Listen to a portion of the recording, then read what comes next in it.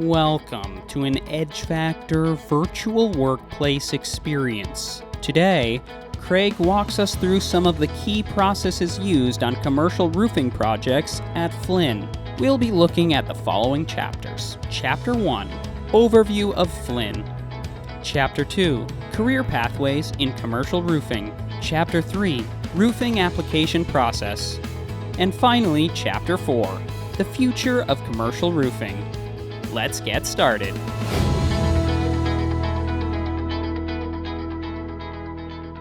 Morning, everybody. My name is Craig Vandemerwe. I'm the Roofing Operations Manager for Flynn Group of Companies, Hamilton branch. Just wanted to welcome you to our branch, and I'm going to be telling you a little bit about our company as a whole. So Flynn has been around for over 40 years. We started in Manitoba just as a commercial flat roofing company. Since then, we've become an international brand. It's now the Flynn Group of Companies, and we are involved in total building envelope. What that entails is essentially the whole exterior of the building we take care of. So that includes commercial flat roofing, sheet metal, architectural metals, glazing, windows, doors, the whole package. Flynn being an international company, we have branches all across Canada, all across the United States. As far as opportunity goes, the sky is the limit. If you work hard, there's lots of opportunity in Flynn, and there's various sectors that you can work in. Next thing I want to talk about is how important building envelope is to the community in general. We all know we can have a beautiful building, but if your building envelope is not functioning properly, you may as well not have a building. We do leak calls, we do full replacements, we do inspections. We really do everything to ensure that a building is watertight, doesn't leak, and does not have air vapor barrier issues.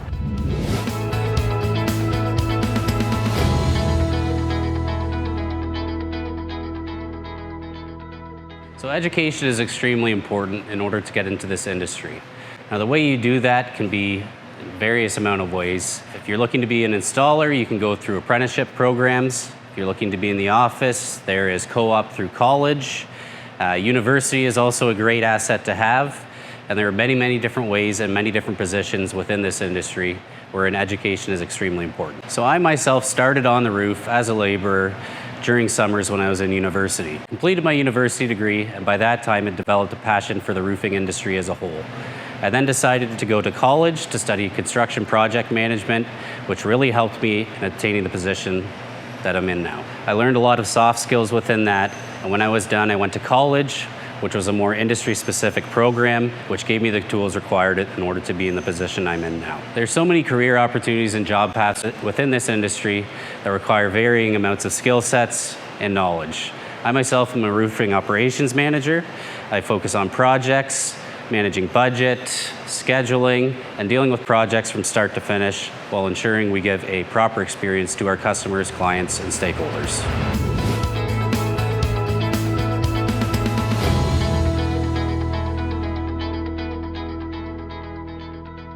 Alrighty, so we are now on the site. This is where all the action happens. We've done our worksite hazard assessment, we've submitted our staging plan, and we've set up our in-defense compound and ground work area. While most of the action is happening up top, I can walk you through a couple items that we're looking at. As far as roofing goes, there's quite a few different types of roof systems you can install. Essentially, you have BURs, which are built-up roofs. You have mod bits, which are modified bitumen, similar to the asphalt we're using.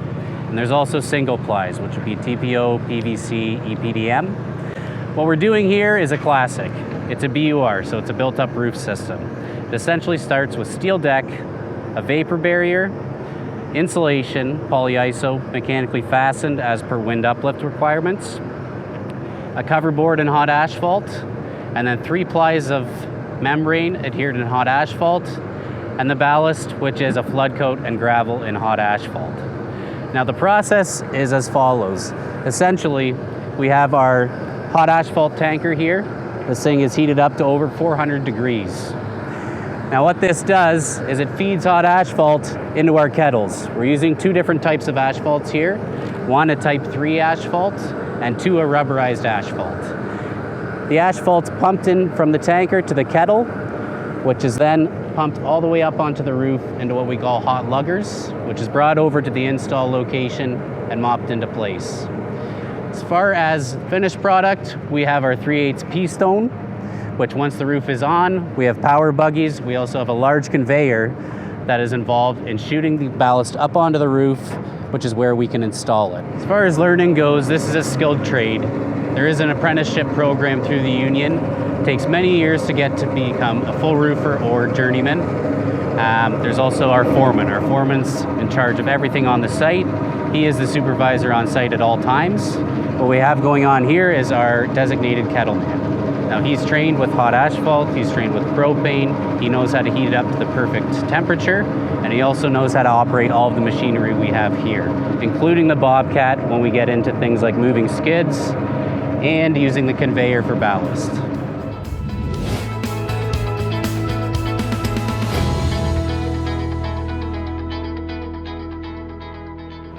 So the roofing industry is constantly changing, and recently it's been changing quite quickly. There's new products coming out all the time. There's new installation practices coming out all the time.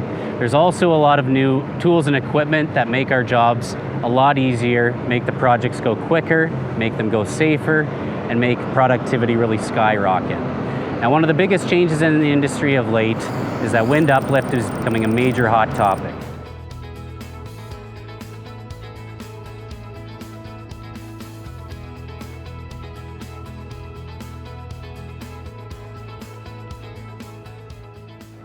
The regulation has changed, and now working with engineers, consultants, and designers, wind uplift is required and wind uplift data is required before you replace any roof that you're doing.